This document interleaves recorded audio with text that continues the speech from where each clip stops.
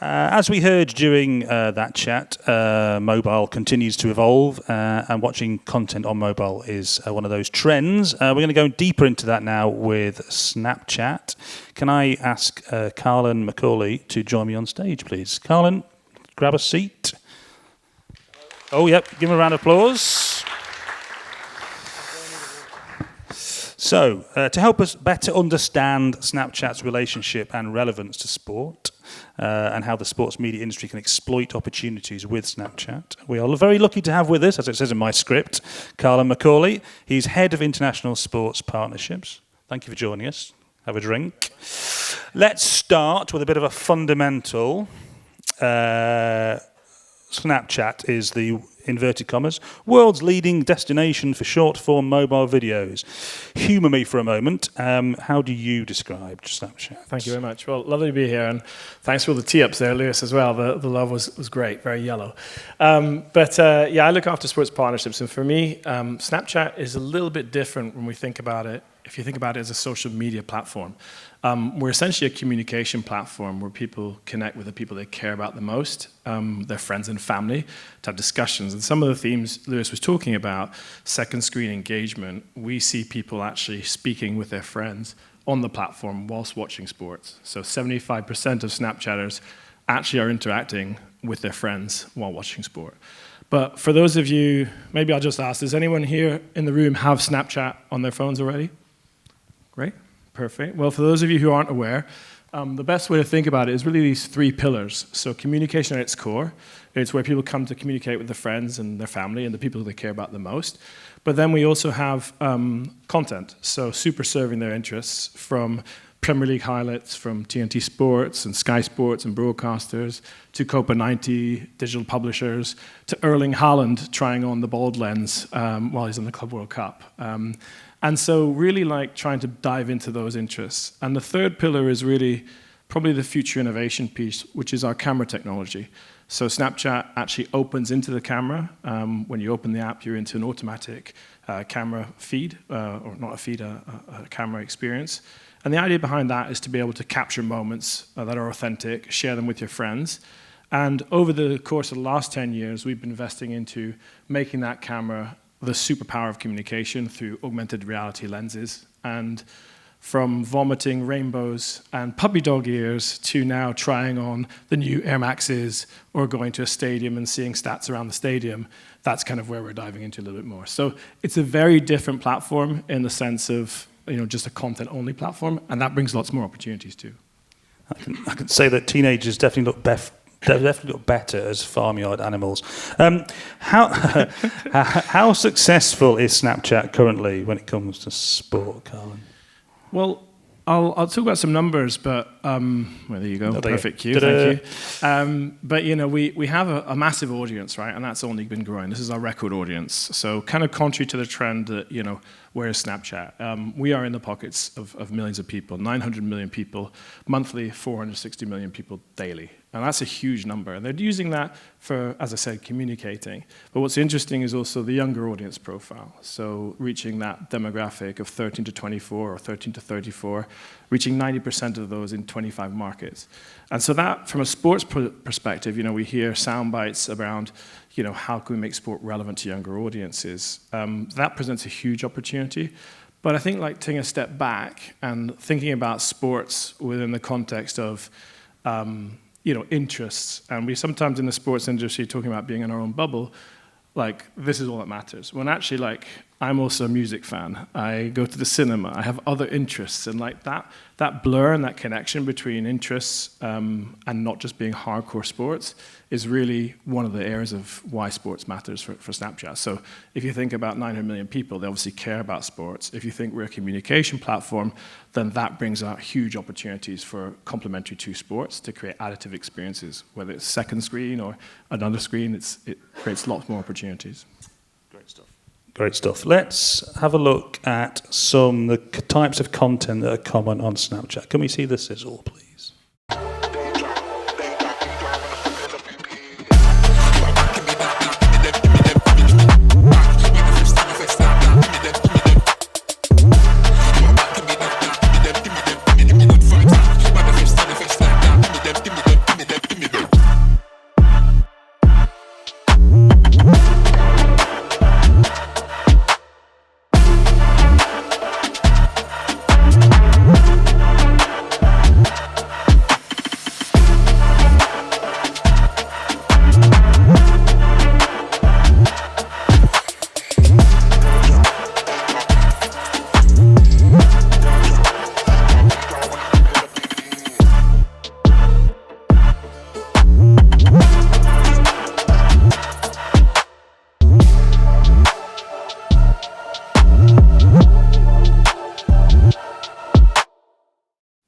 gives you good flavor, but also like you can see that was made last year when we were at 800 million. So we are 900 million, I promise. Things have moved on. Speaking of which, what types or type of content works best, and is that changing? Well, I think we also take the position of we're not really the storytellers. Our partners are, and actually they are the best at telling their stories. And Snapchat is essentially a tool with lots of different products that can help tell that story. So if we're talking about video content, we pioneered and invented the stories format that's ubiquitous everywhere. Vertical video, we believed in from the start. When everyone told us we're crazy, now you'd be crazy not to have a vertical video strategy, right? So I think that sets us up quite well. But then I think the content, we used to focus on highlights, and our partners, maybe like Formula One is a great example. They started 7 years ago publishing content on Snapchat, race GP highlights in short form version, 2-3 minutes, get through the whole race. Great, that's wonderful, and we love that. I love that particularly. But actually what we have seen is the evolution of more fan-based content, more stuff that bleeds into popular culture, fashion, the runway, the walks, the fit, all that stuff. And I think the sports proposition on Snapchat is a little bit more accessible and inclusive than, let's say, just for the hardcore sports fans. We can cater the hardcore sports fans with all the content we've got from across our broadcast partners around the world, Copa 90s of this world, but we can also make it fun and make it appealing. And Lewis talked about some of the different audiences you can find on Snapchat. That's definitely the case, and it makes it more accessible. So I'd say short form content, obviously, but also stuff that is personal and authentic. And that is often overused, that word authentic. But right now we're seeing... It will be today. It will be today, for sure. We should have a buzzer that goes off or something. But for example, right now, Eduardo Camavinga from Real Madrid is snapping his whole journey for the Club World Cup. And so we've got coverage from DAZN on the platform. We've got the teams posting content. We've got AR experiences, and then you've got the player actually giving you that full access of what he's doing in the ice bath, or what he's in an ice bath, chilling out.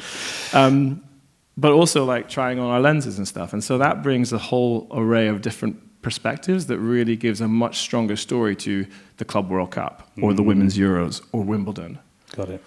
What sports brands, organisations, etc., are winning, and why?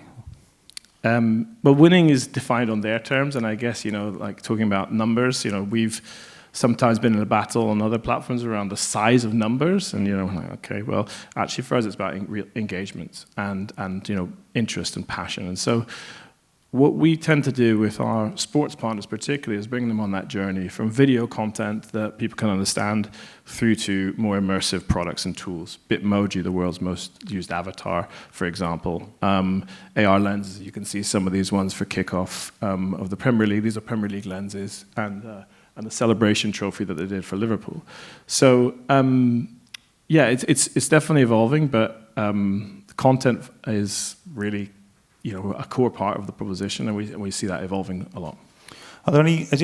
Is it just associations and federations, or are there clubs doing this as well, for example? Oh, there's clubs on the platform too. I mean, the ones who are winning are really embracing the full suite of the platform, and they're thinking about the platform less as a social media platform and more as a marketing tool with a diversity of products that allows them to achieve their objectives and goals. So it might be that Manchester, I'll give you an example. Real Madrid has got 500 million social followers around the world, roughly. I don't quote me the exact number, but huge following, right? On Snapchat, they have a much smaller following, but it's a highly engaged following that they can't find elsewhere, and they're doing things differently that can innovate, and we can launch product tests and whether it's our Snap Spectacles, whether it's our AR in venues, that actually bring more value to them, both from their content teams, but also potentially their commercial teams, also their product teams, also how we are doing things at the Bernabeu or other stadiums as well. Thank you very much. Let's talk about some innovations. It's not just about flat video. There's all sorts going on here. So what are the new and big opportunities or features that sports producers or leagues, federations, clubs and broadcasters should be aware of? Well, I think for one, generally as a platform, we're often the platform that people are not necessarily thinking about in their strategy. So as I said before, you kind of have this dichotomy of like, hey, we're trying to reach younger audiences, we're not active on Snapchat. And so that's one, like education is kind of my job, that's why I'm up here. Yep. But I think, as it evolves beyond sort of just the content video team and becomes more of a tool for, okay, this can drive real marketing goals and outcomes, this can drive affinity, then it becomes more valuable proposition. And we have a range of different products that are really high. 350 million people use augmented reality every single day on Snapchat. That's a massive opportunity for partners who can lean in there. And we see that brands get it. Yep. Adidas, Nikes of the world, they get it. Even luxury brands like Cartier, Patek Philippe, Tiffany, they will do try-on stuff on watches. And it's not about selling a piece of product straight away. It's about brand building and investment for the long term. Sky Sports know that they're not necessarily going to get a 15-year-old to buy a Sky Sports subscription, but they're going to build a value proposition that makes Sky Sports synonymous with Premier League, and that's why they're doing it. And I think one of the other themes that was talked about in the previous session was this concept of long-term investment and short-term returns, right? We are driven by quarterly metrics, big numbers, great success, tick that box. When it comes to sports, and fandom starts at a younger age, and it's a lifetime. If you think of them as a consumer, without putting too much, the fan as a consumer, that's a whole lifetime of opportunity, right? If you pick your team and you kind of will support that team through thick and thin, you're not going to switch teams necessarily. And so actually capturing them young and both getting that interest in the sport generally is a game changer in terms of those sports longer term, whether it's NFL trying to drive more visibility of football, American football, here in the UK. That has to start earlier on. Otherwise, it's very difficult to discover a sport and get into it and become spend like I do on lots of different sports. It's not just at home, though, is it? So there's also an in-venue snap cam. So tell us about that. I'll just stick something on the screen while we do that, actually. So this is Snapcam, and this is we've been doing this for over 4 years now. The quote just before was from Bobby O'Hare, our product director, and he believes in what Lewis was saying around the future of engagement is digital overlaid on the physical world, so augmented reality. And we've been innovating here for over a decade or so. As I said, what started out with these fun lenses are a mixture of snap lenses. There's a commercial lens for Avatar for the release with Disney. Historically, it all lived within the Snapchat app itself. And over the last 3-4 years, we've built tools to bring the power of our augmented reality technology into third-party applications and into venues. So during the Olympics, for example, the IOC integrated Snapchat's AR technology into the official app of the games, where they had 30 different AR lenses from mascots dancing on your head that created a really native and fun experience with the app, and appeals. This is the LA Rams who've embraced the technology. This is from a while ago. This is actually them trolling one of the fans with our crying lens, one of our most popular ones, when they lost. And so this, and people say, oh yeah, this is great, this is super cool, but it's really American sport. So. But you can see it's fun and it's love. It's not too serious, and that's the beauty of it. And people say, okay, it's American sports. That's great. That works over there. What we found is actually IOC also used this during the Olympics, and they used it throughout the Olympics and Paralympic Games. So this is great fun stuff. You can create a connection with fans in the venue. You can then create that connection on the app for people watching around the world. And you can basically have a little bit of fun, but you could also then look at all the commercial opportunities that come from that. So these examples were all non-commercial lens apart from the Avatar lens. But you could quite easily do a sponsored moment, right, where you see an airline delivering a product to seat 54B or whatever it might be, all through AR. You mentioned sponsored. There's sponsored snaps as well for creators. Talk us through that briefly. Yeah, so we're exploring... So if you think about those 3 pillars of our product, communication, content, and camera, historically, a lot of the engagement has happened in the communication area, where you go to speak with your friends. And so the content side is where we are creating pathways towards content. And Sponsored Snaps is essentially a way of us doing this by bringing content into the communication tabs. So an example, Calvin Harris released an album, and in the messaging section, it was Calvin Harris is messaging you, and you opened it, and it was him introducing his new album, and you go link to the album, and you go play the album. So it's an interesting way of us, helping partners find more integration and sort of the themes around Lewis was talking around the communities and what you can do with that communication side of the application, because it's groups, it's endorsement, and actually bringing them into that as well.